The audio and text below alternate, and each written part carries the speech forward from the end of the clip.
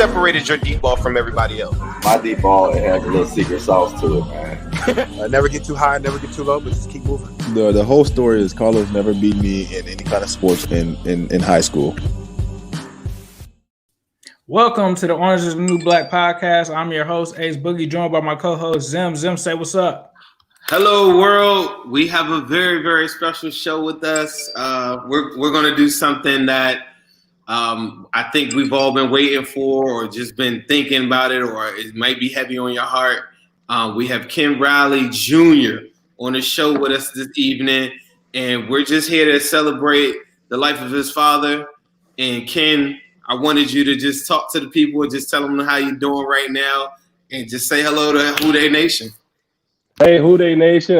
Thanks for having me. Again, like I said, thanks for the opportunity to come on and speak to my father. Like I said, it's really been my family and myself. We really appreciate all the love that has been shown and support. So thank you guys for having me this evening. Yeah, definitely. So the first thing I want to talk about, I'm a FAMU alumni myself. You are as well.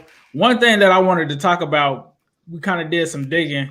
He was a member of Alpha Phi Alpha.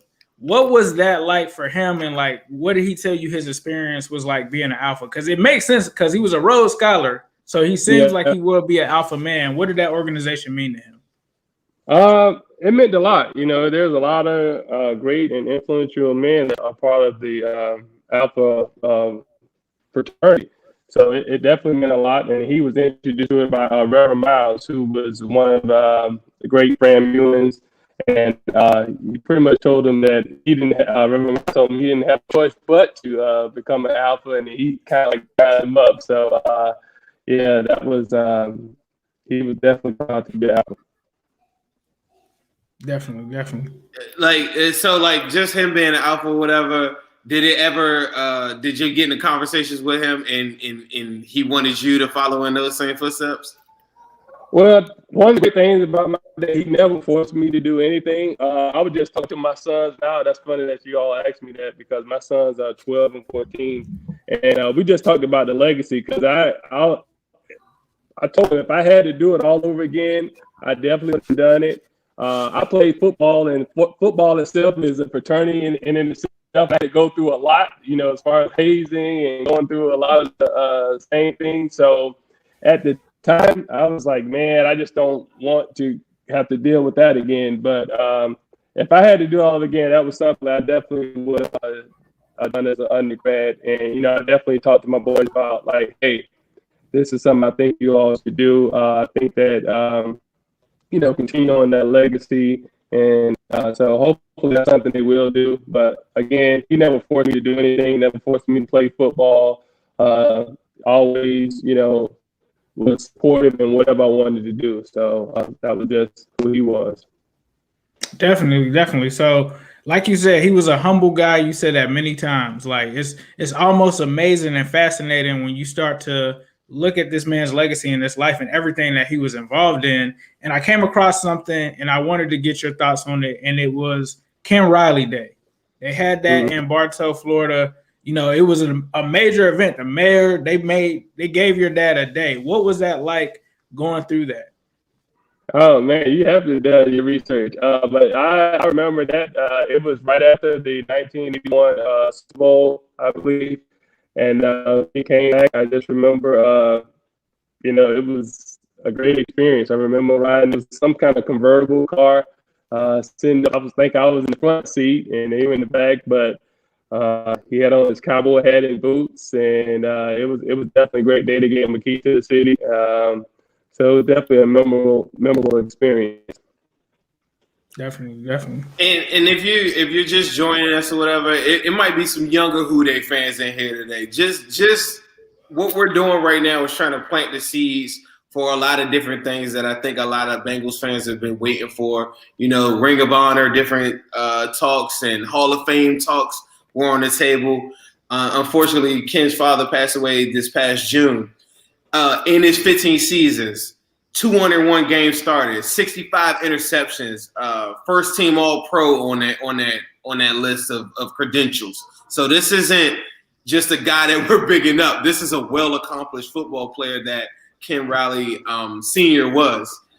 Do you get into the conversations, or have you thought about like what it's going to be like, with the Ring of Honor when that's unveiled? I'm hoping this upcoming season. Is that something you're looking forward to? Definitely. That would be a great opportunity. I think that it's well deserving for a lot of the past Bengal greats. So definitely looking forward, if it happens, to recognize some of those players, because we've had a lot of great players, and unfortunately, a lot of those players are not recognized at the national level like they should. But it's a start, and I definitely would be honored, and I look forward to it if it happens. Definitely. I'm not. Zim, are you catching some feedback issues? I'm hearing like some static and stuff like that. Do you? It's not I'm not getting a feedback. I'm getting a little bit. I think the connection, Ken, is like a little off. Like, let me see something. Let me try on my phone then, because I was kind of hearing the same. I don't know if I could switch over and see. Yeah, no, that's fine. You can, even if you had to leave out and come right back, you could do that. Yeah, if you want to leave out and come back with your phone, that's fine. Okay. We can do it that way. That sounds Okay. good. Let me see. All right, so we'll let Ken get a second to get that resolved real quick for us. I'm loving the conversation so far. Just to recap, he said that his dad was huge into being an Alpha Phi Alpha. That was something that I believe one of his other Bengals teammates, was one of his fraternity brothers as well, and he brought that up on Bengal Gym Show. So if you haven't watched that, please be sure to check it out. There's a lot of gems in there, and then the fact that he had his own day, Ken Riley Day, in Bartow, Florida, which before, if you know the history behind Bartow, Florida, it was a notoriously known place for lynchings and things like that. So it was a full circle moment for him to get his own day, coming from a history of that. So that was a very dope moment for Bartow, Florida. Hey, Ken, glad to have you back, sir. Okay, can you hear me now? Is that better? Yes, sir. Yeah, we can. You good? It's crystal clear. All right. We got you. Great. A lot better. We got you. And even when it just cut out too, one of the comments I want to point out is Isaiah Sheets said, "Actual young Bengal fan, love to hear the Bengals greats." Let me tell you, Isaiah, like corners that we're talking about that you probably watch every single week, we're talking like opportunists of the opportunists, and when it comes to interceptions, Ken Riley is was a big legend. In set the tone for a lot of cornerbacks like that you're watching today. And that's why it's so important. And I was bringing it up right before you kind of like stepped off and came back on. It's just like, that's why it's so important that we honor your father on the Ring of Honor, because it's a really, really important part of the defensive back cornerback, discussion even in 2021. And it's got to be something that young Bengals fans like Isaiah, who commented in here, they have to see that when they walk into the stadium. Are there some other players that maybe you might have a connection with, or just some guys that you might be looking forward to seeing when you walk into the stadium 2021 coming up and the Ring of Honor is unveiled? Yeah, well, I don't know as far as the initial class or how many will be in that initial class, but they're definitely, like I said, those are the ones that everybody knows, like the Anthony Munoz, the Ken Anderson, but Lamar Parrish, that was the guy he played with for 9 years on the other side. He was the Dion before Dion. He was the exciting punt returner. Reggie Williams. That's who was my father's roommate when they were on the road. A lot of defensive guys that I definitely look forward to. Hopefully in the future, seeing those guys get their name out there. Like when you talk about some of those guys like that, do you have like any memories of just anything that what was that like going like when you were younger, like maybe going to a practice or maybe going to a game or something like that, and just being close to some of those players? Like, do you have anybody that you remember, like, that just did something special to you, like, and reached out to you, shook your hand when you were, like, 10 years old or something? You know what I mean? All of them were great, and I still have, like, my mom did a very great job of like giving me finding memorabilia. I have like a little tote bag, and I had like all of the players' signatures on it. But guys, like I said, like Reggie Williams, Lewis Breeden, Lamar Parrish, Pete Johnson, Isaac Curtis, Ray Alexander, Jim LeClaire. I mean, I can go on and pretty much name the entire team, but everybody was always great. Of course, I kind of leaned towards the defensive side just because that's what he played. So I knew a lot closer with those guys, especially like Reggie Williams, who I ended up also working with down in Orlando at Disney. I worked with him at the Wide World of Sports, and I kind of, I stay in contact with him and his son. So, Lewis and like I said, Lamar and those guys, still talk with them from time to time. So obviously, he went to FAMU. They're known as the Rattlers. Yeah. How did he actually get the nickname the Rattler? Like, was it just solely because he played at FAMU, or was it something that made that nickname stick? Well, I think, of course, that was his alma mater, but also the way he tackled, where he was known for like undercutting the receivers and kind of like striking. So it kind of went hand in hand. Rattler was his alma mater, and plus the way he kind of tackled. So that it fit him though. That was that's a pretty cool nickname, the Rattler. Yeah, it is. It's a dope nickname. Yeah. Right. I was gonna ask you too, like, do you think that, like, when you watch your father play, then do you see him like you were talking about like undercutting like plays and different things like that? Do you see some players like maybe playing today that kind of like have like instincts or different things that you just like? My father used to do that. Yeah, they play a little bit different now. He always talked about the techniques a little different. So he's watching like, man, the way they play now is a little bit different. And honestly, I don't know if that would even be legal the way that the rules have changed now. So that's kind of hard to say. But there's a lot of good guys out there. But like I said, just a little bit error at different times and different eras. But definitely. I remember I read something that said that your dad said that some coaches even told him to lead with his head. That's how different the era was back then. Totally different era. Things that they used to get away with, just like clothesline. I mean, there's a lot of things now that they can't get away with today, what they did back then. Like even with Mel Blunt, the bump and run, and they set up rules where you can't do certain things. So it was definitely a lot more physical back then. And you can just look at the helmets and everything. So it's definitely come a long way where today's players have a little bit more, a little bit more protected. But that's a good thing as well because everything evolves.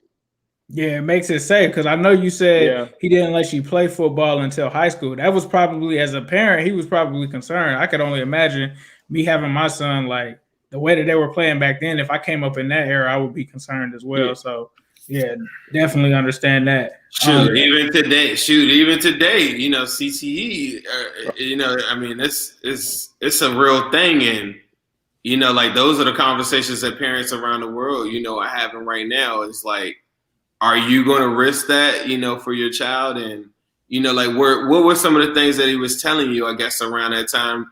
Were you asking to play football like when you were a little bit younger than high school? Oh man, I was heartbroken every year. All my friends played Part 1 of football, and every year. Well, the reason why is because he didn't play into the 9th grade. That's a little known fact. He didn't play into the 9th grade, and so he felt that it would work for him. It would be good for me, and it was a lot of. He felt that sometimes some of the Part 1 coaches and they put a lot of pressure on kids to win, and your bones are not developed. And he just didn't want me to burn out. So he figured that, 9th grade was a good start. And but every year I would cry. I mean, I would literally like cry. I'm like, I would try to sneak it in, but hey, sign me up. But they wouldn't let me play. And I was upset every year. Like I knew I wasn't going to play, but every year I would try. So it was definitely hard not playing, but I really wanted to play. So one thing, I think the cat is almost out of the bag now. He played quarterback at FAMU. He was known as Errol Riley. Some people even compared him to Russell Wilson. But the one thing that I had trouble with doing was finding some of his stats. So could you share, like, from Ken Riley, the quarterback, who was a dynamic guy, who was ahead of his time at the time, in order for him to get that shot in the NFL. What was Ken Riley, the quarterback, like? That's what he kind of said. He said if he had to choose a quarterback that kind of modeled his game, he said it was more like a Russell Wilson. I think he said he was a little bit more shiftier than Russell, but a scrambler, could throw on the run, going to the left and going to the right. And he was just hard to catch. So he was definitely athletic quarterback, and that's exciting to watch from what, all I've been told, and, just listen to some of the guys when they get together. It's kind of crazy because they do have a very similar build, and I've shared this with Ace before. But when I was at NC State, Russell Wilson, before he transferred, was my lab partner. Okay. And I mean, he's a really, you talk about a leader, well-spoken person, really, really like as advertised. But when we were in school, Russell Wilson, everybody was cheering. I even went to baseball games, and I don't even really follow, but everybody thought he was going to be like a real, really, really big baseball star, honestly. And I mean, he was pretty good. They had a Heisman campaign and stuff that they did, like 1 year. It didn't work out like we thought it would, but like he was really good at baseball. But that was just something I was just thinking of, like Russell Wilson, to be compared to him, like similar build, similar personalities, the mannerisms and stuff, things that when you said that, I'm like, yeah, he kind of does. Like the interviews and stuff I said, he's kind of spoke like him. And then what's funny too, it's a small world that Reggie Williams was actually really good friends with Russell's father. They were actually roommates at Dartmouth in college, because Russell Wilson's father played wide receiver. And actually, I think he went to the Rams or something as a wide receiver and got cut in the final round. So Reggie and Russell's, fathers were roommates, and then Reggie and my dad were, roommates on the road in the professional. So it's just kind of a small world how that all kind of intertwines a little bit. But I thought that was kind of unique. That is unique. And one thing that I found out, I think a couple of years ago, Russell Wilson was born in Cincinnati. So that's another connection that's just crazy there. So one thing that I wanted to ask you is, while he was keeping up, obviously he was in tune with both of the organizations that he was a part of, FAMU and the Cincinnati Bengals. Mm-hmm. Did he like any certain players in the modern era? Were there any times that you guys watched Bengals games and he would say, "Oh, this kid has got it," or if that was me out there, I would have made the play? Or was there anything like that he did from a viewing standpoint of the Bengals? He definitely kept up with the Bengals and the cornerbacks, and when he got an opportunity to come visit, he would have conversations with them. I know when Delton O'Neal broke his record with the 10 interceptions, he had an awesome, great year, so he was following them. And then Kirk Kilpatrick, a lot of guys. So he definitely was always watching the Bengals and watching the defensive backs, and he was definitely. And William Jackson now, of course, he watched him and liked this game. So, he was always supportive, always watching, and thought those guys played well. But definitely. So one thing I always thought, with him getting so many interceptions, did he have an edge of playing quarterback? I almost feel like he knew what was coming, what other quarterbacks would be doing, or what receivers would be thinking, because he kind of had that edge from being a former quarterback himself. I definitely think that helped a lot, but he was a student of the game. He kept a little. I wish I would have ever. I don't know if he ever. I never seen the notebook, but he was to keep a little notebook of like the routes, and if he got beat by a particular route against a certain receiver, like the Stalwarts or the Swans or Otis Taylor, whatever the wide receiver. So he kept a little notebook. So he was definitely a student of the game, and so that helped out. But playing quarterback probably did too, because he knew the offenses, with the offensive schemes and that type of thing too. So I think, to answer your question, I think that did help playing quarterback in college. Tell me about, like you talked about him having a notebook and like just writing notes, and then taking, like being probably a student of the game in the aspect of what he needed to do to probably better his game, right? Did he ever talk to you about what the Bengals need to do, like to maybe get over this hump that a lot of people feel like? Can you share like any of his things that he like maybe he put a bigger emphasis on maybe offensive line, or maybe he just did he have a belief or a system that he thought would work to get us a ring? Yeah, I don't know if he actually we never really talked about that as far as what they needed to do. He knew it's tough to win a Super Bowl, of course, because they lost in '81. Right. But it's just hard, man. But to answer your question, no, he really didn't say, okay, well, they need to lean towards, offense or defense one way or the other. He was always just supportive, always watching from afar and wishing them nothing but the best. So, which now, I do. And hopefully now with, they can continue to work on it. I think they got the quarterback of the future now. And hopefully he can come back healthy and they can build and bring in some pieces to keep him protected and just keep it moving forward. So, did he have any thoughts on Joe Burrow?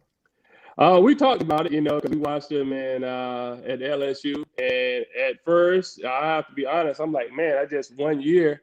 1 year, anything can happen 1 year. But that last game where he played for the championship, that really we talked about. It was like, man, he's impressive.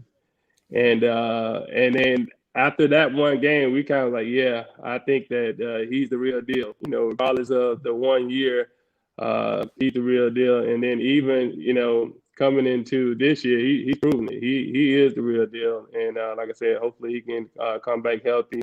But definitely think that he's the quarterback of the future. Definitely, for sure. So, Zim, did we want to share that treat that we had with him now, or did you have something that you wanted to ask him beforehand? No, I think you should show him. We made something, and Ace and his cousin and our partner Ninja, who is like one of the craziest editors like of all time. He's dope. They've been working on a very, very special project, and we wanted to show you a trail of it. Okay. Yeah. So since it's Black History Month, we got some stuff going on, and we wanted to do something special, and we wanted to highlight a Bengal that contributed to Black history, and we couldn't think of anyone better than your dad. So what we're going to share with you real quick is, and this is the first time we showed it, we haven't shown it to anyone, it's a trailer for a short documentary that we have coming out on your father. So we're going to go ahead and let this play real quick. Tragic loss in the Bengals community, with us losing Ken Riley. I just immediately thought about his family, and I'm thinking like, gosh, like that's a guy that should absolutely be able to walk across the stage, be able to say what he has to say, and get his gold jacket the way that, he's supposed to. The fact that the man didn't get to witness his own Hall of Fame induction when it does happen, because it's definitely going to happen, in my opinion, now. I was always taught humility. Let your work speak for you. And Riley, to me, is another unappreciated legend who should be in the Hall of Fame. 65 interceptions when he was 36. I mean, arguably one of his best years playing in the National Football League. I was 36 years old. Still started all games, but it went unnoticed. In Cincinnati, we were not publicized. I mean, we were not glorified, so to speak. Paul Brown's philosophy is you go out and that's what I'm paying you to do. And there are a lot of guys that had great careers there but went unnoticed, and I was one of those guys. Riley, to me, is an inspiration of just never giving up on yourself, despite the fact that there are others who don't think you can quite make it. He was a first-team, all-team pro in 1983, the same season, I believe, that the Bengals went pretty far in the playoffs. He also had an interception return for a touchdown. He had 5 of those. He had, like Zim said, 65 interceptions, 4 seasons in the top 10, 3 seasons in the top 10 of the longest interception returns, 596 career interceptions, return yards, 2 seasons in the top 10, 18 fumbles recovered. He puts up those kinds of numbers and is not in the Hall of Fame. It's a travesty. I mean, he just always had a knack for being around the ball, and players around the league even spoke on it and just were saying, this is a guy that everyone really, really respected all those years. Oh, not only a great player, but he was a great leader. And Kenny led by example. When I think of Kenny Riley, I just think of the word grace. He was a graceful athlete. He had a lot of grace as a human being. He's a very quiet person, very humble. He was a quiet leader on the field and off the field. I've never in my life met anybody like him. You could tell that his work ethic and the way he carried himself, a true professional. Rest in peace to Ken Riley.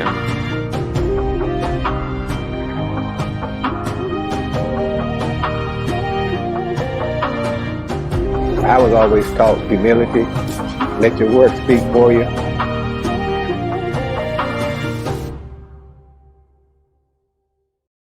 That's awesome. That's Appreciate it, man. It's something that we've been working through, and we just want to get the message out there, man. So just want to get your reaction to that real quick, man. Man, that is awesome. I'm thinking about my family now. I'm thinking about my sisters and my mom. My sister, I'm thinking about my younger sister. I can see her like this, boo crying. You know, she's I'm speechless. That's awesome, man. Like I said, and I've been on some other podcasts, and I can't say it enough. Like to all of the Who They Nation and podcasts like you guys do. I really, really, from the bottom of my heart, we really appreciate it, man. It's awesome to of all the support and love that he's received, and like I said, it's really heartwarming for someone. Like I said, I know he's my father, so of course I'm biased, but to hear others and people speak so highly of him, it really makes us feel good, and I appreciate all that you guys do. So thank you. Like I said, I can't say it enough, and hopefully one day.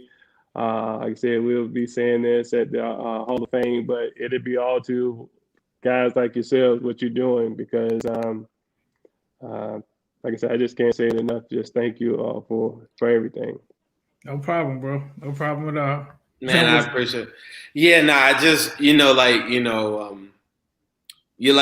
kind of hit on it too. It's like, a lot of us, look at our fathers like heroes, and sometimes you don't really get a chance to, everybody to give the gratitude that you feel like your father or your mother or someone in your family deserves. And it's just a shame, like I'm not related to you at all, but, I feel like it's such a bad, set of circumstances that he wasn't able to witness himself going into the Hall of Fame.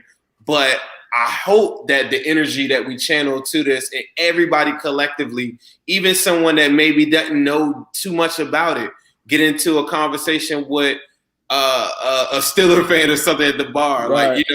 like all these different things that can happen. I think the energy that we channel to it is collectively going to get them to the Hall. And one of my wishes is that you get to see it, and that's one of my goals, like now in life, is like to make sure that he gets his just due, because once that happens, even some of the players that you were talking about earlier, like that you wouldn't mind seeing in the Ring of Honor and different things like that. I think it just opens up the doors for so many people. That's why I really, really harp on the Bengals have to be successful in this national narrative of casual fans like poo-pooing us and not identifying people like Ken Riley and the greatness that he was at the position can't be tolerated on a national level for me, because what it does is it stagnates a lot of great players that deserve to be in there.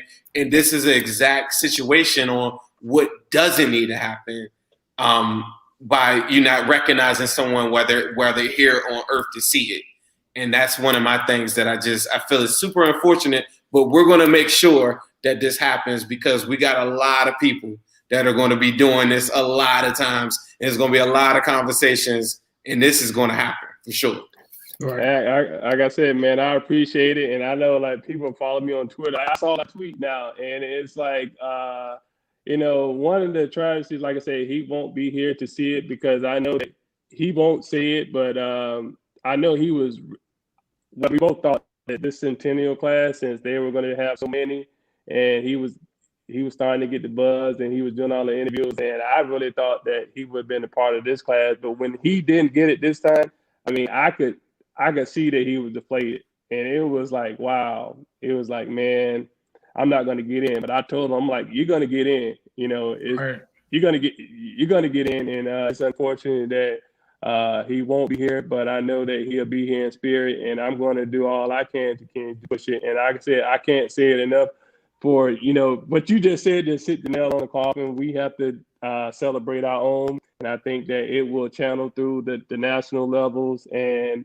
eventually, once, you know, that next Bengal gets in, I think it'll definitely open up opportunities for other Bengals greats, because there has been always, there's been many. Like I said, you know, the Ken Anderson, you know, like I said, Lamar Perry, Willie Anderson. I was say Willie Anderson. Yep. Yeah, he's right there now. So hopefully we can start getting some of the Bengals in, and we can change the narrative as far as like that small market stuff doesn't cut it. It's a small market. It doesn't matter where you come from. It's what you've done, and you know, it's like the character, because these are great men too, though. You know, you talk about a lot of times like these are great people. So not only did they put up stats, they also would exemplify what it means to be a professional and to represent the NFL. So I think that we just need to change that narrative. And like I said, thank you guys for keeping it going. And we're going to do this. And I hope, like I said, I won't forget. And I recognize, I see all that you do. And like I said, I really appreciate it. No, we appreciate you, bro. And there's a lot of people in the comments asking when we're going to release the documentary. It will be pretty soon. We're trying to have it out at least before the end of this month. So we've got most of it. Some of this parts of this is actually going to be in it as well. So Ken, we appreciate you stopping by, man. And was there anything that you wanted to say to Who Dey Nation before you head out? We're gonna send you the trailer like right now too, though, just so you can show it. Yeah, I want to show. I can't wait to show my mom, and you know, my mom. Oh, we're gonna give him more than the trailer. We'll give him. We'll see if we can hook him up with about the 12 minutes that we have so far. Yeah, I'm gonna send that to him though. But to the Who Dey Nation, man, just thank you. Like I said, keep doing what you're doing. Like I said, I know not only for my father, but just, you know, supporting the Bengals. Just thank you for all the support. And like I said, I would never, I can't say it enough. I know, but I really do appreciate it. And like I said, if I could thank everybody and give things, I just like I said, appreciate it though. So thank you guys. Yeah, thank you, Ken. Appreciate that. Ladies and gentlemen, that is Ken Riley. You can follow him on Twitter at Ken Riley 2. I think it's II. Ken Riley II on there on Twitter. So be sure to give him a follow, and be sure to stay tuned for the documentary coming out. We'll have some links and stuff like that. We'll be dropping the trailer as well on Twitter. Make sure you follow Zim at Zim_Hude. You can follow me at New Stripe City on Twitter and on Instagram. This has been the Orange is the New Black podcast. Hope you guys enjoyed it. And as usual, we're going to leave you guys with a Who Dey. Who Dey! Hello, world. What separated your deep ball from everybody else? My deep ball, it has a little secret sauce to it, man. Never get too high, never get too low, but just keep moving. The whole story is Carlos never beat me in any kind of sports in